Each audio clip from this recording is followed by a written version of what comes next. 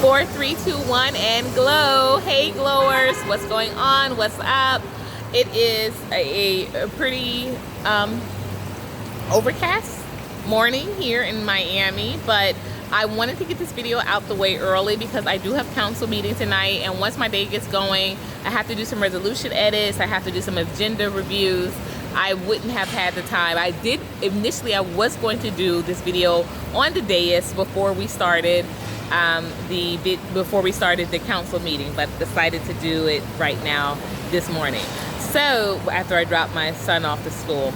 So I wanted to weigh in on something because it's fresh on my head, fresh on my heart. Yeah, it's a truck coming. Oh, and I wanted to say also, you know, it's so interesting that people tie femininity to hair and having a lot of it.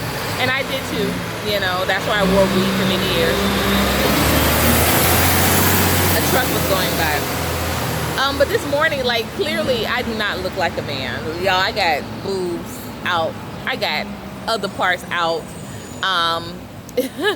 But these, so one of my contributors for my community events, he has twin sons, and they're little, they're about 3 or 4, and they were like, hey, what's up, boy? And I'm like, I am not a boy, I'm a mom like your mom, and I got kids just like she got y'all. I got kids. I am not a boy. But I was kind of looking at the dad, like, he's known me for years. I just thought that was kind of weird that he didn't check his sons, but at any rate, they were little.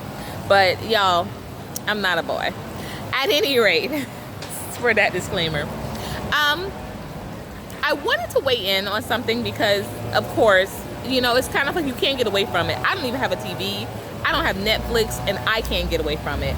But the Love is Blind situation, the fallout with Diamond and Carlton, as well as the love story of Cameron and Lauren, which is beautiful. But what happened was, in my feeds this weekend, I got caught up with a lot of feeds about dating, and so I'm looking and I'm going through these comments because, y'all, that's what I'm doing. I'm a comment queen, right? I go through these comments and I'm, you know, reading them, and I'm just like digesting this information. And one thing was very consistent. You know, people were talking about how difficult it is to date, how the dating world is like so how it's changed so much, and how it really is not beneficial to their overall self-esteem and psyche. And of course, like I said, the Diamond and Carlton situation was adding to that.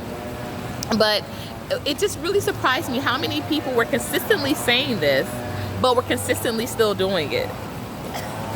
It's like, you know, really, people do not think there is any other way to find someone other than dating. I want to share my story, you know, of myself, so to speak.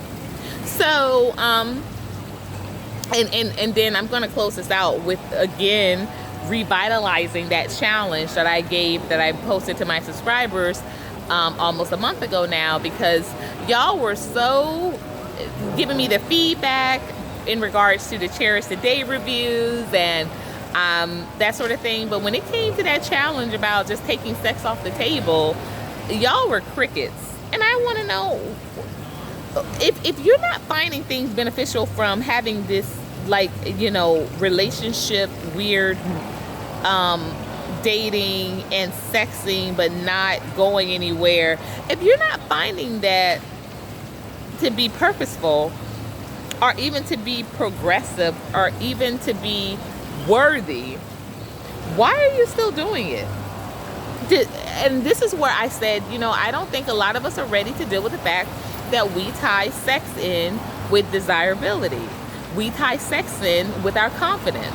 And we think that because someone is having sex with us, then that's where our value is. We think if someone is having sex with us, then that's where then we're worthy. But the thing of it is that you're not worthy of what? You're worthy of someone that is not giving you a full commitment, not fully making an investment in you, but, you know, willing to invest his penis in you. So at any rate, back to my former topic. So I'm on these sites, and I'm commenting, and I'm watching these comments, and then I'm just, you know, hearing so many people just talk about why not only is dating not worth it, but why candidates out there aren't worth it. Whether they were bashing Carlton, whether, you know, some people were bashing Diamond as well. You know, they were saying that, you know, it was a desperate situation to go on Love is Blind. So desperate situations calls for desperate responses, or something that someone said. And, you know, like I said, y'all, I don't date. I haven't gone on a date since Black Panther, so that was 2 years ago. But I don't actively put myself in situations for dating. And, you know, I just wanted to share my stories, like 3 stories, literally. And, you know, these men I ended up being with for a considerable amount of time. One I ended up being married to. And I wasn't dating. So the reason why I want to share this story is because my daughter and son, they're in school, but one day they'll see this. They wanted to know how me and, you know, my ex-husband, how me and their dad met. So I wanted to share this story because with me recounting it, and I used to tell the story all the time, but of course, since we've been divorced for 8 years, I haven't told it as often.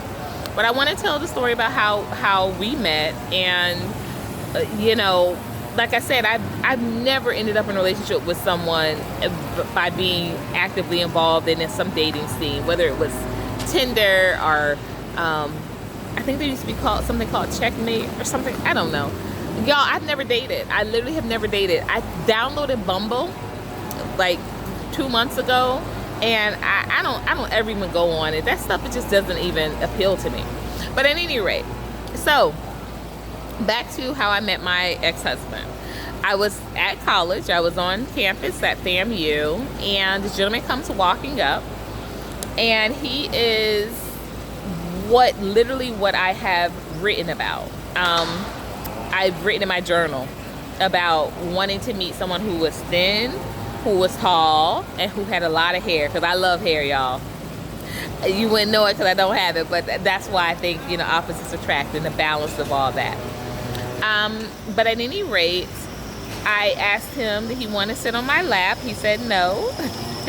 And later on, I realized how weird that was, that I asked him that, and how embarrassing that may have been for him, because he looked so young. He was very cute, and I was like, you want to sit on my lap? He was like, no.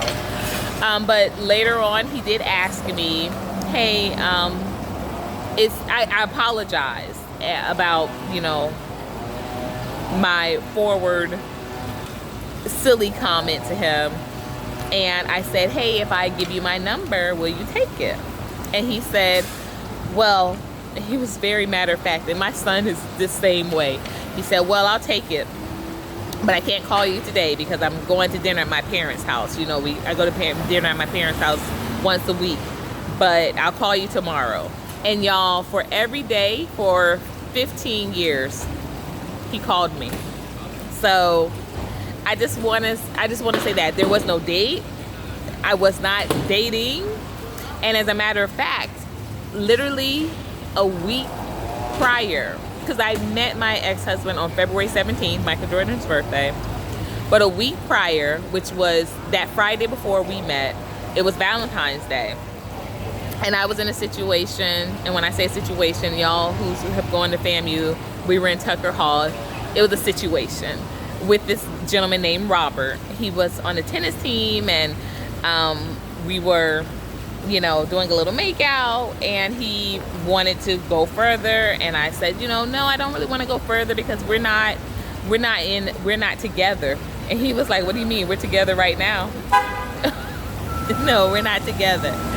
So it was an awkward conversation for the rest of the time, because we were there with another couple, and they were going forward with their activity. They ended up, I think, leaving and going to another part of, we were in Tucker Hall. Everybody knows what happened in Tucker Hall. Just remove the T and replace it with something else. But, so it was awkward because we were just hanging out the rest of the time, because I wasn't budging and he knew I wasn't budging, so we kind of put clothes back in place and we were just talking. So after everything wrapped up with the other couple and we ended up leaving, I got back to my dorm room, and I wrote in my diary. I didn't have a prayer book at the time, but I always kept a diary. I wrote in my prayer book that I didn't want to do this.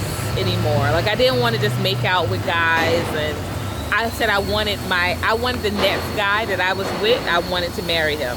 And y'all, no lie, that was a Friday, because it was like I said, the Valentine's Day, the 14th of February.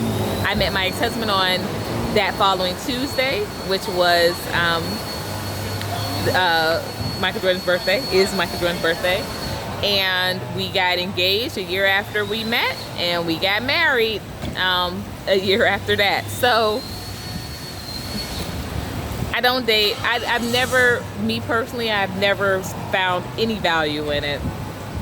I find value in getting married. I find value in long-term relationships, and to me, dating just doesn't set you up for that, you know, and unless you go on Love is Blind shows.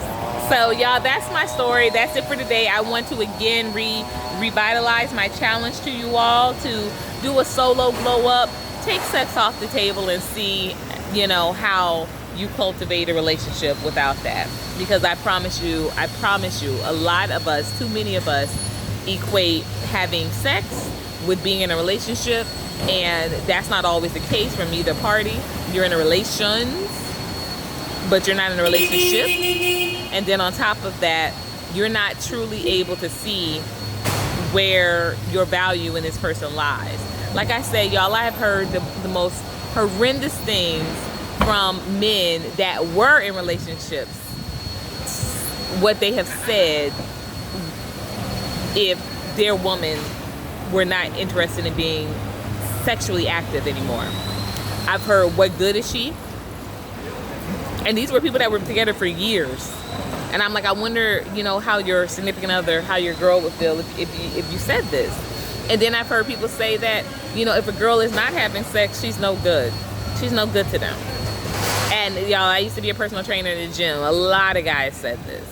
And so it really behooved me, and I was married at the time, but it really behooved me that, like, how do you come to this conclusion when A, you're not interested in anything from this girl, like you're not interested in marrying this girl, you're not interested in being, because a lot of these guys had girlfriends or wives, but they were just like, if a girl was not having sex, if she wasn't a sexually active girl, she literally had, it was like, you know, no reason for conversation, no reason for being in their presence. Ladies, we've got this all wrong. You're thinking that, you know, that's in them. You're thinking that that's a goal for them. But no, they think that that's a given. And if you're giving it, it's no wonder why they think it's a given. So I'm going to reiterate, revitalize my challenge to you all to solo glow up, to really find your best self. And your best self is not when you're, you know, given access to your womb. You're given access to your legacy for someone that won't even invest. And so until next time, y'all know what to do. Do do do do do do. Glow up.